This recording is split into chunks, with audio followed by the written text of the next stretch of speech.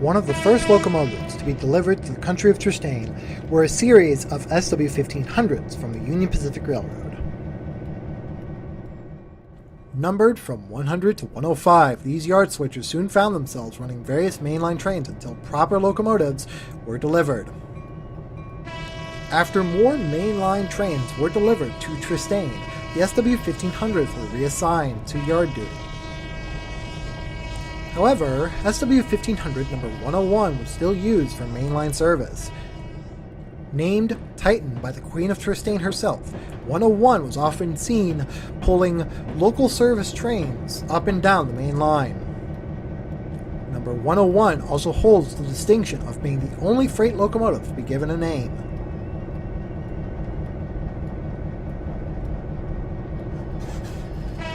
So, one thing to note about the Titan here is that she not only was based off something that I am planning to get eventually, but in reality is one of the first locomotives, was the second locomotive I repainted as a fixed numbered locomotive. She was the last locomotive I repainted that had an alpha texture to use properly, and unfortunately because of that I actually had some slight issues. However, she's the first locomotive I attempted to do some renumbering systems with that didn't work out too well. So, unfortunately, that locomotive, or this locomotive, pretty much didn't turn out too well. Now, I said that her design is kind of based off an actual locomotive, and it's basically based off something called the Titan Junior, which is where her name comes from. Her name comes from the Titan Junior, which is available through Titan Trains, which is a 7.5-inch gauge diesel or electric powered locomotive. Well, I shouldn't say diesel, I should say gasoline powered. And I was going to paint her in the Tristain National Railway, and her number 101 is a reference to Fallout. Because kind of the first Fallout game I ever got to play was Fallout 3, which starts you in Vault 101. Her lettering on the side is also one of the few letters that says Tristain National rather than Tristain Railway.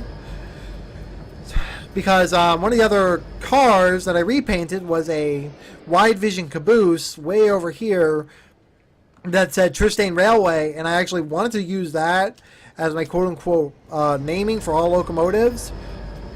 But unfortunately, didn't manage to do that properly. So the Titan is essentially the first locomotive that will be featured in real life eventually. As soon as I manage to get $10,000. The next batch of locomotives to be delivered to Tristain were a series of old GP30s. Numbered from 200 to 220, many of these old workhorses were former remote switchers used by various Class 1 railroads in the United States. The locomotives were rebuilt to be once again operated in the cab, and were the first mainline locomotives that Tristain operated. However, the inability to produce and refine diesel fuel eventually sidelined the entire fleet. Today, only 10 GP30s are on the Tristain National Railway's roster, and are primarily called out when there are power shortages. The GP30s on the whole set are all based off the Union Pacific GP30s. In fact, all the repaint itself actually came about with two various color schemes in mind. Royal purple was going to be the main focus, but I was going to use armor yellow from day one. And the reason I chose and the GP30 kind of fit that bill pretty easily. I was able to really use the armor yellow that was featured on the original locomotive fairly easily, because some of the smaller details on the locomotive didn't really have to be changed all that much, because the classification lights were left alone pretty much. The only thing that did seem to repaint proper, ironically, were the rear classification lights. But other than that, the locomotive was fairly unique. The numbers are also different from the Union Pacific locomotives in that instead of from 700 to 800, which is what these guys are, which is what the original GP30s are, the Tristain National Railway's GP30s are numbered from 200 to 220. Another interesting thing to note is that the GP30s were the first locomotives I ever repainted and had the most difficulty with. Or some of the most difficulty with, locomotive-wise. Now, oh, shit. Hold on. Okay, well, talk about an outtake. Okay. And another thing to note about these locomotives is that these are one of the few that, unlike the actual digital train model versions of these locomotives, the Tristain National Railway version of the locomotive has a non-driver unit for use on long trains.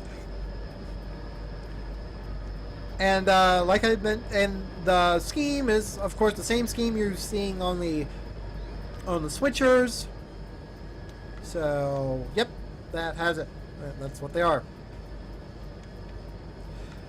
Side note, the logo on the side of the locomotives, where the Union Pacific's former logo was, is actually based off the actual anime's logo, or the actual logo of Herald of Tristain's emblem kind of thing.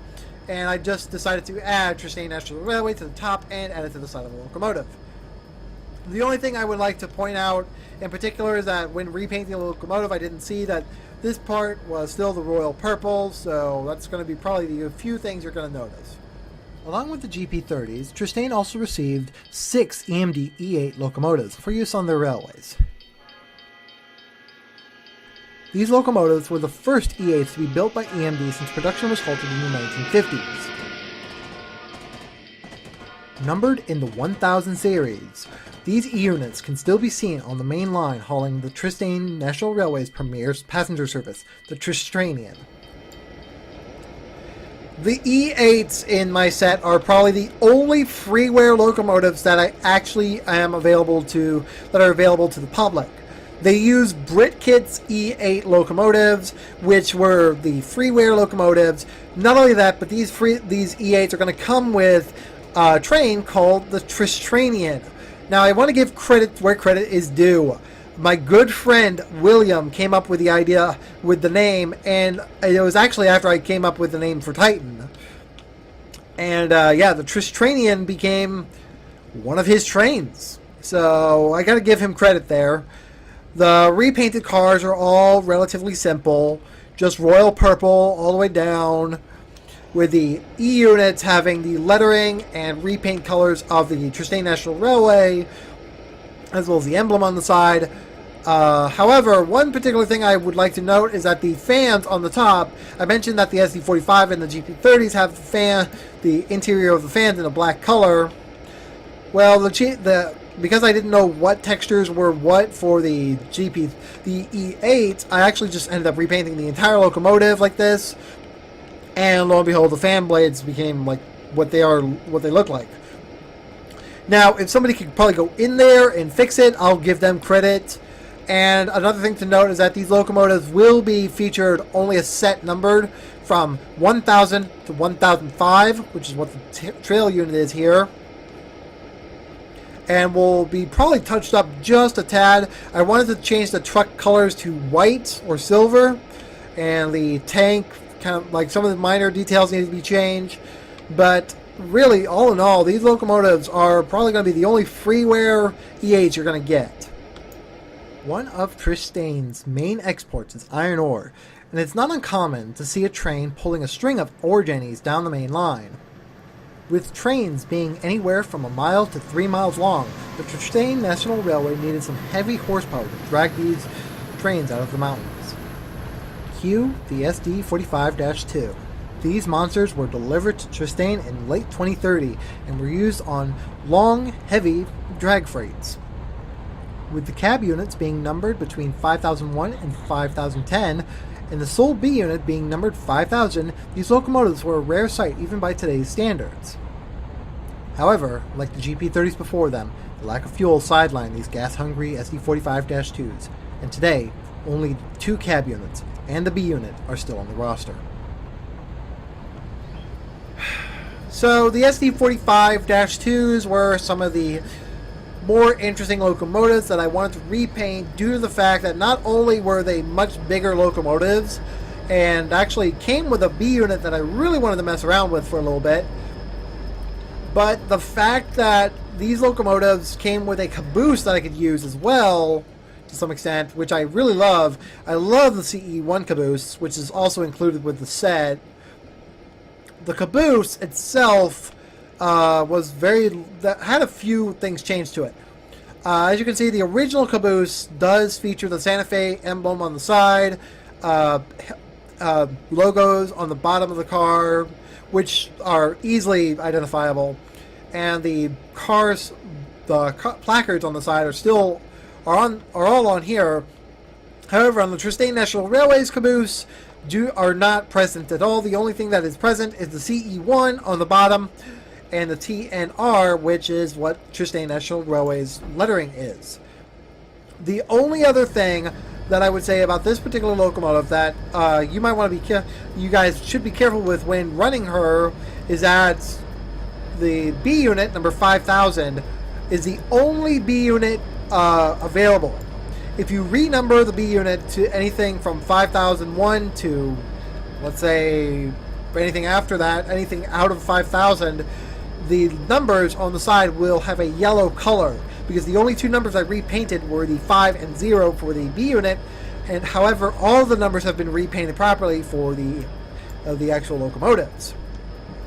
This is also one of the few locomotives that did have a weird texture thing that I had to deal with, which was the the air conditioning unit on the top.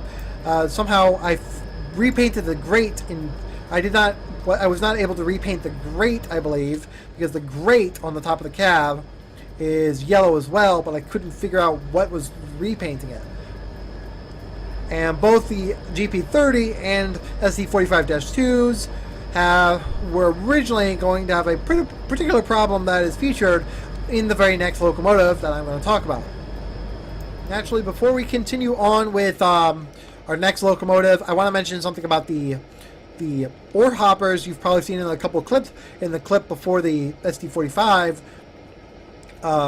there's actually, these ore hoppers are of the BN wagon pack, and I actually paid very close attention to where each item of the BN version was.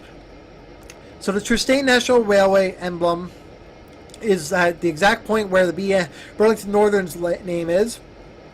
TNR replaces the BN, and on the bottom of the car, all these numbers here have been repainted onto the actual locomotive. And I had to physically type these in. These are all typed into the paint scheme, so kind of separate textures altogether. Once again, the emblem, like on all locomotives, is pretty much where the actual logo is, and that's about it. Another thing to note is that the caboose at the rear of this train, the Alaskan Railway caboose, which is what it originally was, is going to have some further updates. The caboose does feature some textures that do need to be physically changed, such as the top of the roof on this side of the cab still showing yellow. The underframe still shows its blue color, and the bolts are still present. They're still in the present color of the actual locomotive. So quite a few, well, actually kind of a handful of minor changes still need to be done, but they'll probably be just all painted royal purple rather than anything else, because let's face it, these are minor details that will not need to be really addressed too much. And in fact, if I remember right, yes, there are some details that are still in the blue color on top of the yellow. So, yeah, there you go. By late 2027, the Tristain National Railway were finally receiving their primary motive power. Because coal was readily available, steam locomotives were the first locomotives to be considered by the Queen of Tristain. In late 2023, Henrietta D. Tristain commissioned the first steam locomotive for her fledgling railway. The first locomotive would be built in the United States and modeled after the Southern Pacific's GS4 class Northerns.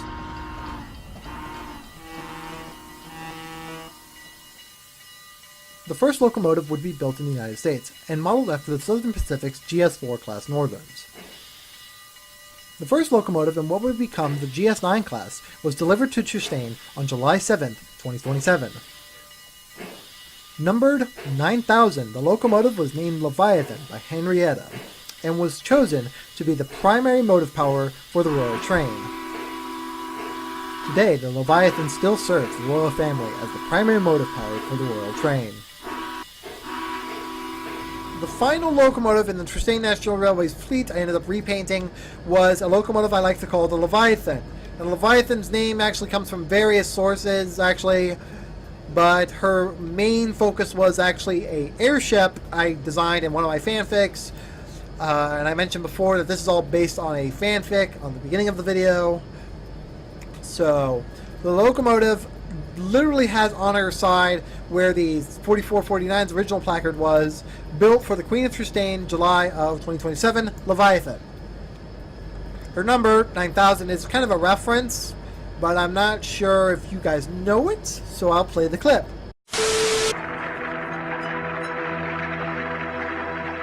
Vegeta, what does the scouter say about his power level? It's over 9,000! What, 9,000? There's no way that can be right! Cut it! Now, like I said before, the Tristain National Railway's placard is actually where the Southern Pacific 4449's actual placard is, so I can't even read it because it's so blocky.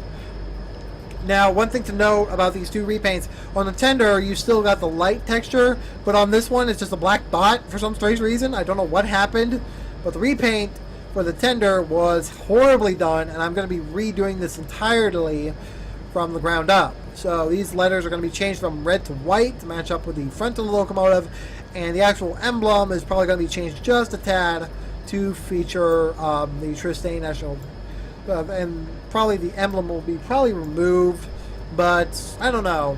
These locomotives are not planned to be released just yet. There's still some things that I really want to change with every one of these Tristain National Railway locomotives.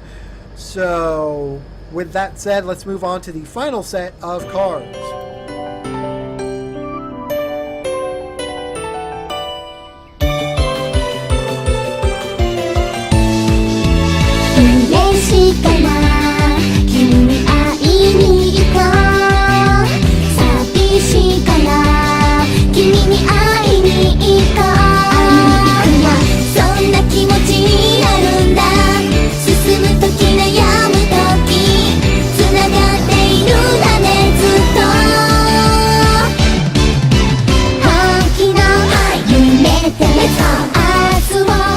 Guys, before we end the episode today, I want to do one more little repaint. Damn it. Okay, I had to move the microphone because I can't really talk like this and move the camera at the same time. So, what do we have here? Well, we're on the Wakayama line to kind of show off Happy Party Train, as it's been called. So, if any of you recognize these girls, kudos to you. But this is the quote-unquote Happy Party Train. So, took about all of last night to get this all repainted. And boy, was it difficult. And there's still some pieces that need to be repainted, such as the in between the cars here. That needs to be painted all white, at least. And yes, these are renders of all the girls of Muse, and they're actually labeled as each car. So the cab car, each cab car 1 and 2 are labeled Founders, and they're numbered by 1 and 2. The motor car is labeled Second Years, or no, it's labeled First Years, which is what, Maki, and I forgot the other two girls' names actually, but I know Maki. Fun fact about Maki's English voice actor. Maki's English voice is actually voiced by the same voice actor as Haruhi Fujioka from the Ouran High School Host Club and Winry Rock Bell from Full Metal. So you guys probably have heard her at least once or twice. She's also made a few appearances in video games as well, but her most famous voice character is Winry Rock Bell. So essentially Caitlin Glass, if you haven't guessed. And then the second car here, I think it's M102 officially. It's got it's labeled Third Years. And yes, that's Nico. There's actually an interesting comment I saw on Reddit when the actual train, because this is actually based off a real train, actually ran down the line. People were actually kind of laughing because Nozomi, which is this girl here, they were kind of disappointed that the train wasn't promoted on an actual Nozomi bullet train, which is an actual train. So, one particular thing I want to really do before I release these officially is actually change the advertisements all in the train here, because there's actually photos of the advertisements inside the train. And I was thinking, well, why not replace the images inside the train to kind of give more emphasis on detail on the little train.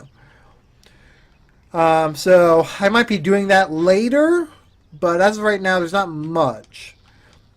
Another thing to note is that the front of the locomotive is slightly off-centered from the line here, but that was because of I guess a interesting little texture thing I noticed. There's a white stripe that's originally on the main locomotives here, and for some strange reason, in the alpha texture, in the actual texture files, this white stripe is not able to be repainted over, unless you're willing to go into the background and actually physically repaint it.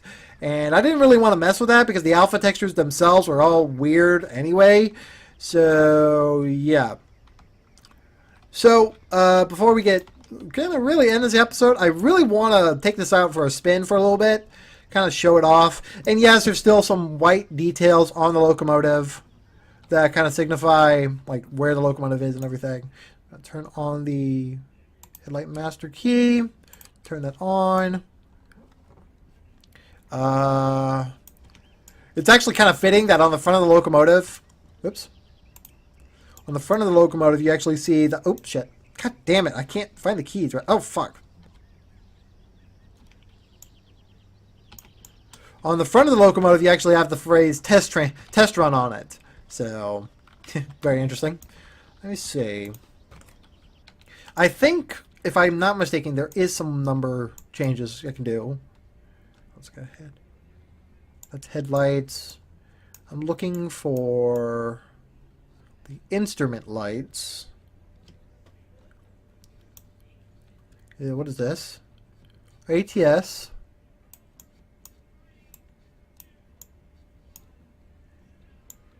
Okay. So the cab has not been changed at all. So that's I'm assuming that's passenger.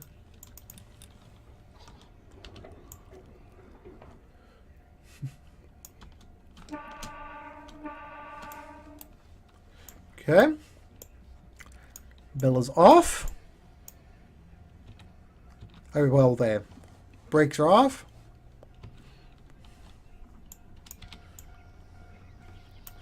Because she's actually my first Japanese repaint, I feel that this is kind of more personal for me. So, hopefully she does I'll be releasing her specifically, no matter what, because I feel that this repaint should be released to the public for personal use, or for use.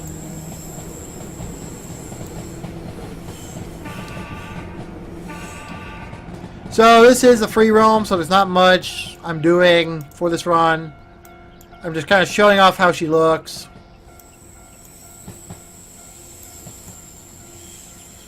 So these renders I did find on the internet. I did find these renders on the internet, and they are actually the same things that are actually on the official locomotive, which for some strange reason was called the Happy Party Train. So yeah, that was an interesting little thing. I saw the advertisements there. I like looked up on the internet and everything, so wanted to make sure everything was there. Okay. Approaching the first station. Gonna turn that off. How long have I been recording? 10 minutes? Okay.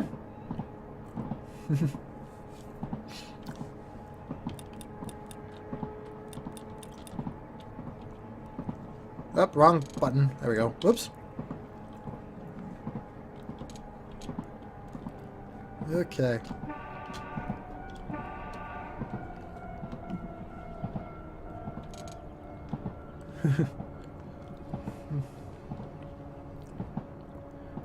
Slowing down at the station up ahead.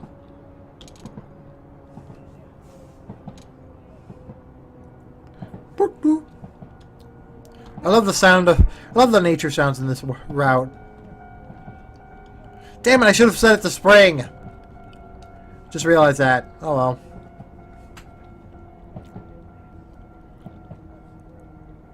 Slowing down.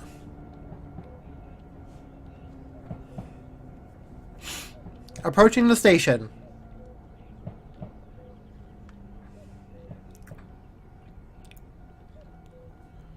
Entering the platform.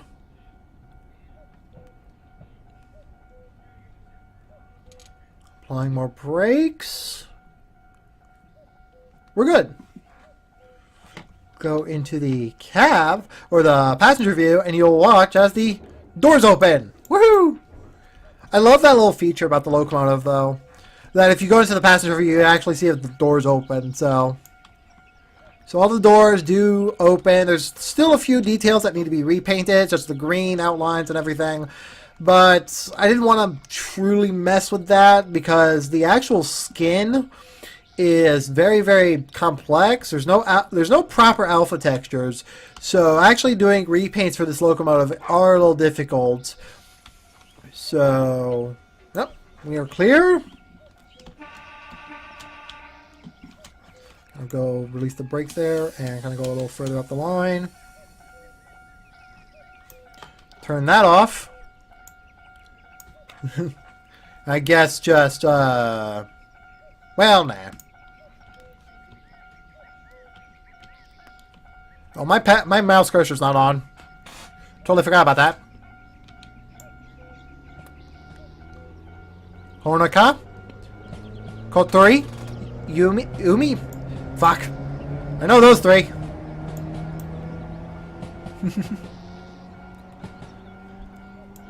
I didn't get to name them right off the bat. Crap. So, yep. So, we got Kotori in the middle, Umi on the side, and then Honoka's at the front. Over here we have, like I said, Maki right on the back end. Or right in the middle here. Over here we have Nozomi, Nico, and Erichi. I think that's how she's pronounced. Oh, fuck me, man. Holy crap. Going a little fast there. But yeah, the only two I don't remember was the other two. I forgot what their names were. Crap. I start applying the brakes a little bit more. Kind of do a little bit of a passenger run.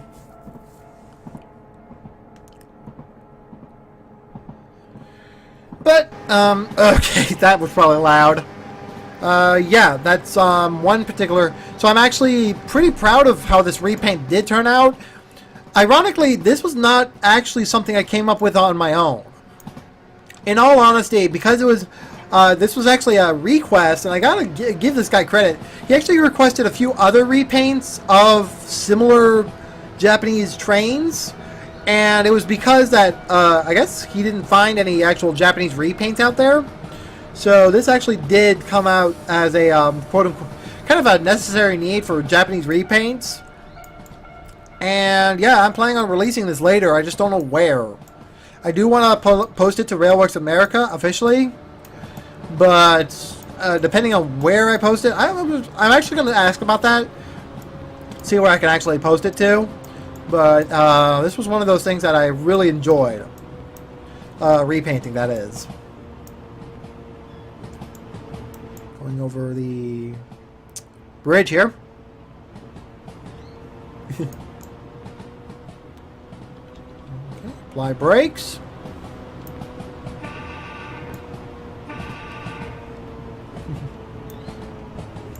Kind of interesting that this is released shortly after my shortly after what I did with Story of Forest Rail, because that's another Japanese route that I was messing around with a while back.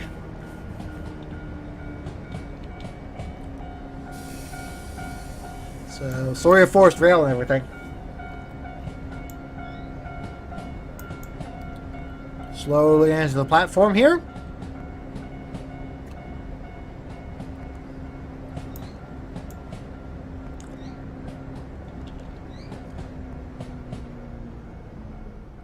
I think those markers on the side of the track do mention where the train is supposed to stop. I'm going to go ahead and apply. There we go.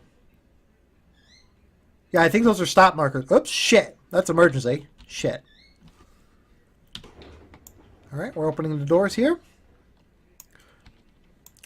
So, like I mentioned before, these cars are essentially designed as such. We have the founders as the cab cars.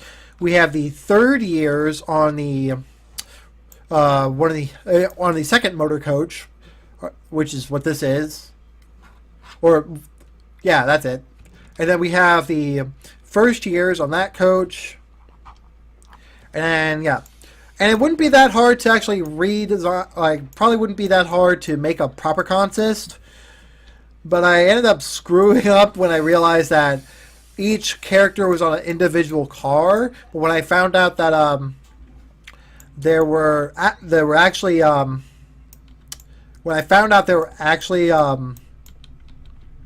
only 4 cars, only 3 cars to properly repaint, I figured, well, let's repaint them. And thankfully, Muse is only 8 people. Or is it 9? Wait. Oh, yeah, I got it right. It's 9 people. So, 9 girls in that one, so. I'm going to go ahead and double check my routing now. Because I want to go to the next station. There it is, that's what I want to go to over there. So, how far is that? Okay, probably only a few minutes away. Boop, boop. Boop, boop. And stop.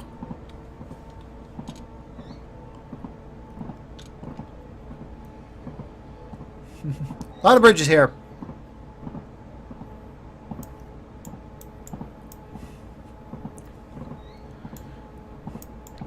So she's not a bad repaint, to say the least.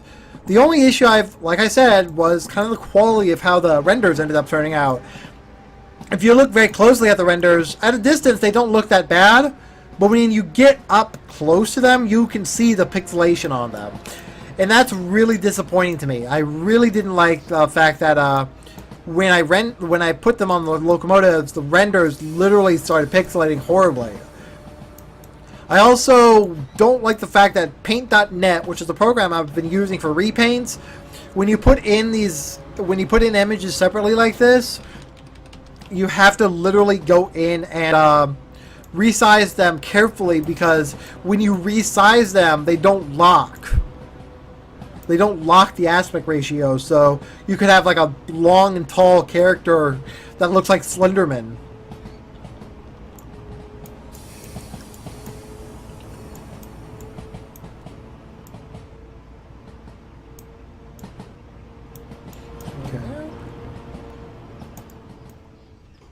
Open up the doors.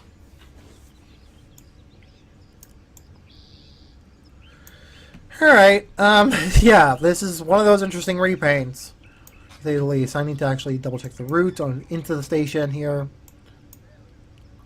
I'm going to go ahead and go to this track instead.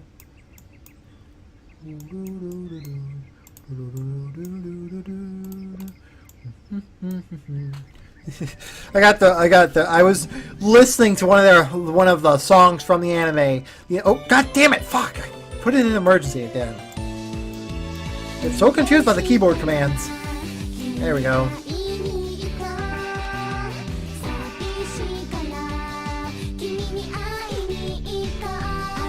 There we go. So, this will be our last quote-unquote stop before I kind of end this particular segment. I've been rambling on so much. I think I might have to split this into 2 parts.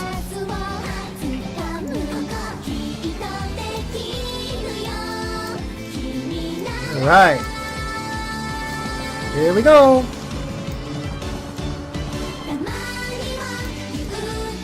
She's not a half bad looking locomotive though. I gotta admit, I did a decent job, I guess you could say, in regards to how she was repainted. So, there's still a few things I would like to repaint properly and stuff. There's still quite a bit in regards to kind of how she looks and everything. But that's not probably going to happen right off the bat or anything. So, I will be releasing this as soon as this video goes live. So on March 8th, I'll be releasing this to the public. The first group, I believe, is going to be the Facebook group itself that I've been a part of for years. For a year, not years, I've been a part of it for a year now. The TS 2017 and TS World Screenshot group, so yeah, that's going to be the first group that gets it. And once I start finding out where I can actually start uploading this stuff, I'll go ahead and yeah, upload it to where I can.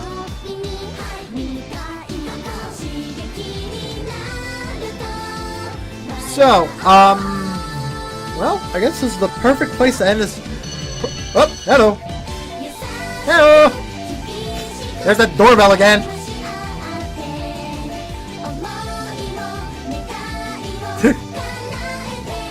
How can that not be annoying? Oh, shit. 35.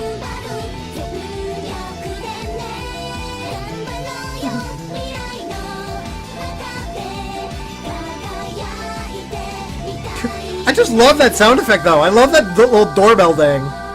I honestly do. I mean, it's annoying as hell, but hey, it's actually kind of fun.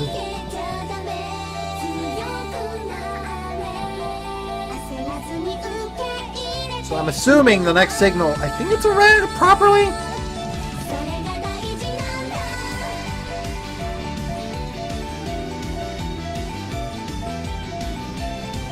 So start slowing down. Well, I'm not gonna make that. Fuck. Missed it by that much. Oh, it is a red.